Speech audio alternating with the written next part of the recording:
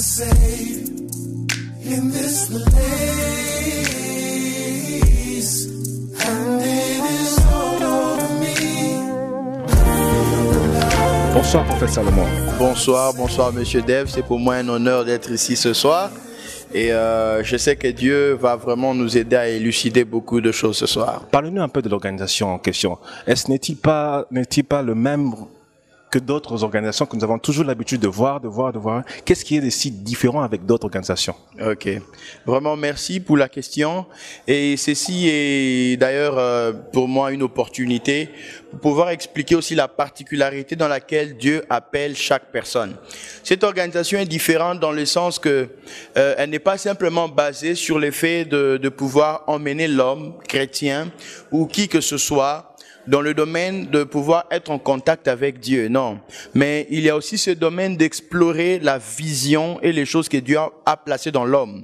Aider l'homme non seulement à se découvrir, mais à créer des solutions au sein de la société, au sein de son pays, dans tous les domaines possibles, que ce soit financier, que ce soit par rapport à sa manière de réfléchir, par rapport à la spiritualité, et spécialement par rapport une fois de plus à l'interprétation des Écritures dans leur contexte. Et je sais que petit à petit, quand nous allons partager dans nos rencontres, les gens commenceront à distinguer cette particularité que nous avons par rapport à notre ministère et à cette organisation. Au-delà de tout, nous pensons non seulement à récolter les fonds, mais à financer aussi les autres pour devenir des grands hommes d'affaires dans l'Église, créer et amener la richesse financière dans la vie et dans la société. Aider spécialement chaque chrétien à devenir un leader potentiel dans son église et dans sa communauté. C'est ce que nous avons visé un peu plus de manière particulière, à amener le chrétien à exprimer totalement son leadership dans le pays, pas simplement se baser sur le fait d'être à l'église. Donc c'est un peu ça, ce sont les aspects particuliers que nous touchons par rapport au ministère. Merci. D'accord, prophète. J'ai encore une autre petite question à savoir. Croyez-vous que Dieu nous veut riches? Parce que dans vos trois aspects, vous avez dit vous traitez sur l'entrepreneuriat, sur le leadership et sur la manifestation. Alors, croyez-vous que Dieu nous veut que les chrétiens soient-ils riches? Merci beaucoup, monsieur Dev. C'est une question intéressante. Ça me permet aussi d'introduire un aspect important de l'enseignement que je devais partager avec le peuple de Dieu partout où ils sont. Et je prie que vous puissiez comprendre qu'ensemble, nous visons ceci pour le bien-être du royaume de Dieu, pour soutenir les gens à sortir de la crise dans laquelle ils sont. Oui, Dieu nous veut riches, monsieur Dev Matemo, et je veux le prouver. C'est vrai aujourd'hui, comme monsieur Glody Zeba m'a demandé, recherchez premièrement le royaume des cieux et tout vous sera donné. Il y en a aussi d'autres qui disent, Jésus a dit que l'oiseau ne sème ni ne moissonne, mais Dieu lui donne. Mais voilà un aspect important que nous ignorons souvent. Voilà. D'abord, il faut comprendre ce qu'on appelle les concepts du royaume de Dieu. Et il faut aussi comprendre qu'est-ce que l'oiseau reçoit comme provision de la part de Dieu. Ça, c'est important. Parce que quand Jésus a dit, ne sème ni ne moissonne, mais Dieu lui donne la provision, c'est un autre aspect que les gens ne voient pas. Alors, par rapport à ça, nous devons d'abord comprendre les concepts originaux de Dieu. Et c'est ces concepts que je veux partager avec vous pendant quelques 10 minutes. Et ces concepts vont vous aider à comprendre pourquoi est-ce que nous devons être riches avec Dieu. Je pense énormément que Dieu est riche. Première chose. Alors, si nous devons refléter l'image et que Dieu est notre Père, je suis convaincu que nous devons être comme lui. La Bible dit, il siège là où il y a de l'or, les diamants. Imaginez, dans ce monde, les gens se battent pour les diamants. Il y a même des guerres pour des diamants. Il y a des nations qui se tuent pour les diamants, les richesses souterraines. Mais la Bible dit, Dieu s'assoit et c'est pavé d'or. Imagine un peu le chrétien, tout ce dont pourquoi le monde se bat, toi tu dois marcher au-dessus de ça. Quelle révélation! Cela veut dire que Dieu est extrêmement riche, pas seulement riche, il nous veut extrêmement riche. Et je vais peut-être éviter d'entrer dans certains sujets, mais je suis sûr que vous êtes d'accord avec moi. Que le véritable problème du chrétien, c'est d'abord se positionner. Se positionner par rapport à la vision originale de Dieu. Tu sais, mon frère Dave, le plus grand problème aujourd'hui que nous avons avec l'Église, c'est l'interprétation des Écritures. Les gens abordent un sujet gauche-droite sans comprendre l'intégralité du message. Alors, par exemple, quel était le message principal de Jésus? C'était le royaume de Dieu. Et nous comprenons le royaume de Dieu dans le livre de Genèse, chapitre 1, verset 26. Dieu dit, créons l'homme à notre image, à notre ressemblance, et qu'il domine. Et dans le livre de toujours Genèse, chapitre 2, verset 5, la Bible dit que Dieu n'a pas permis assez qu'il y ait de choses qui pouvaient croître sur la terre, parce qu'il n'y avait pas un homme pour les cultiver. J'aimerais alors énumérer 2 principes importants. La première des choses, Dieu n'a pas créé l'homme pour que simplement l'homme aille dans le jardin lui parler et prier. Je sais que ça choque certaines personnes, mais je vais expliquer. La prière en elle-même, ce n'est pas un but pour les chrétiens. La prière en elle-même, c'est une capacité pour atteindre la vision avec Dieu. Vous savez ce qu'on fait aujourd'hui? Les chrétiens vont à l'église, ils s'enferment, ils gênent, ils prient, mais il n'y a aucune vision dedans. Dernièrement, je méditais dans le livre de Luc, chapitre 11, quand Jésus a parlé de la prière de notre Père. Tu seras étonné, mon frère Dave, juste à la fin de cette prière dans le livre de Luc, chapitre 11, Jésus dit, vous devez, là où vous allez frapper, on vous ouvrira. Cherchez et vous trouverez. Vous comprenez? La prière, c'est pas le fait que j'ai parlé à mon Père et je m'arrête là. Il faut maintenant appliquer la prière en cherchant. Cela veut dire, tu as prié parce qu'il y a une vision que tu dois atteindre. Et pour atteindre cette vision, tu dois te lever et chercher.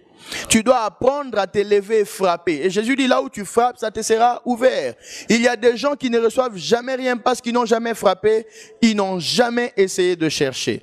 Alors, je suis convaincu que dans le concept original de Dieu, quand Dieu n'a pas permis assez que les plantes puissent croître de la terre, okay, c'est parce qu'il n'y avait pas un homme. Alors, c'est un principe important.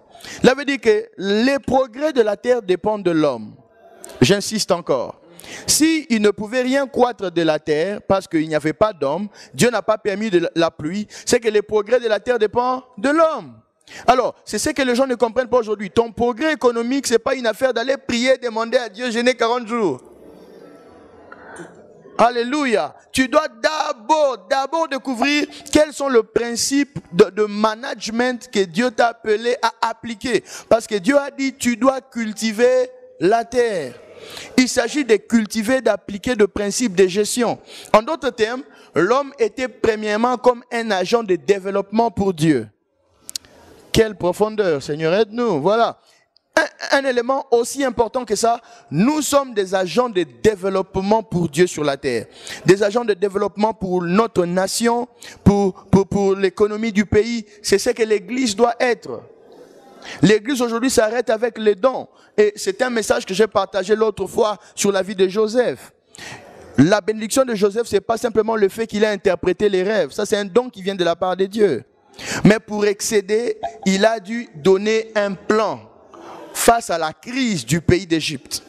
Et Dieu ne l'a pas simplement fait grâce parce qu'il avait le don d'interprétation, mais aussi parce qu'il avait la sagesse de la gestion. J'ai pris aujourd'hui que les chrétiens aujourd'hui aient la sagesse de la gestion pour leur promotion. Il y a des promotions qui sont cachées dans la gestion. Mais nous pensons que tout est caché dans le don. J'ai toujours dit ceci, ce principe que Miles Monroe a toujours donné, que le don d'un homme lui ouvre les portes et le fait asseoir au milieu des grands. Ce que j'ai découvert, c'est que les grands n'ouvrent pas les portes et ne créent pas d'espace. Ce sont les dons que tu as en toi qui doivent les créer. Alors pour que ces dons créent de l'espace, tu dois savoir comment le maximiser et comment le travailler. Et depuis la création, Dieu avait besoin que nous soyons des agents de changement et de développement. Donc n'oublie pas, avant que tu deviennes trop religieux, avant que tu commences à penser à je dois prier, mettre, je sais pas moi quoi. Je suis pas contre la prière, je vous dis la vérité, je suis un homme de prière, mais je suis en train de redéfinir la prière. Alors, tu dois savoir que la prière vient t'équiper par rapport à la vision que tu as avec Dieu. Raison pour laquelle il y a des gens qui prient mais qui n'obtiennent pas de solution. Pourquoi? Parce qu'ils ne savent pas qu'on ne prie pas pour prier, on prie parce qu'on a une vision. Raison pour laquelle le Saint-Esprit est appelé conseiller. Quand est-ce que tu as besoin d'un conseiller? C'est quand tu as des décisions à prendre, tu as une vision à prendre. Aujourd'hui, il y a beaucoup de chrétiens qui n'entendent pas le Saint-Esprit. Et je vais vous dire pourquoi. Ils n'ont pas de vision. Et il y a beaucoup qui ne savent pas appliquer la sagesse du Saint-Esprit. Pourquoi? Ils n'ont aucune décision. Nous avons commencé à justifier notre manière d'être fainéants avec des principes comme Dieu pourvoira. S'il vous plaît, Dieu n'a pas pourvu à Abraham sans que Abraham ait amené Isaac sur la montagne. Il y a d'abord un processus de montée de ta part avant de pouvoir vivre cette provision. Et Et quand vous appliquez ces principes, vous comprenez que Dieu a créé l'homme à son image pour que l'homme le reflète, pour que l'homme devienne un agent de développement, de management autour de lui. Et je suis convaincu que l'Église aujourd'hui n'a pas simplement besoin d'être gérée avec les écoles bibliques. L'Église a besoin de la gestion financière. Amen. Les chrétiens ont besoin du management. Dieu a lui-même institué le management au début avec l'homme. Réfléchissez s'il vous plaît. Dieu ne lui avait pas donné les cours d'hébreu. Bah, je crois qu'il parlait déjà hébreu, Adam. Dieu Raméen peut-être. Donc, Dieu ne lui a pas non plus donné, je ne sais pas moi, des cours d'histoire. Je ne sais pas moi, il n'y avait pas encore d'histoire. Il y en avait, je crois. Mais qu'est-ce que Dieu a fait? Il lui a donné les management. Le management, je ne suis pas là pour défendre le management, pour vous dire d'aller étudier le management, mais je dis simplement que c'est essentiel à un homme spirituel. Un homme spirituel ne met pas de côté la gestion.